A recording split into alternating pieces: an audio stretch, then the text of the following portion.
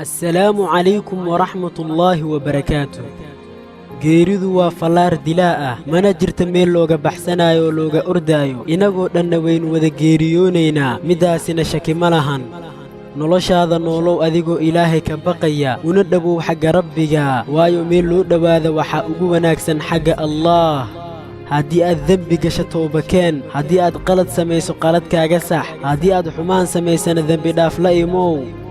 dunidu waa 3 maalmood shalay waynu nooleen oo ma soo laabanayso maanta waynu noolnahay oo ma sii jirayso ma daa'imayso berituna ma naqaana meelaan ahaan doonno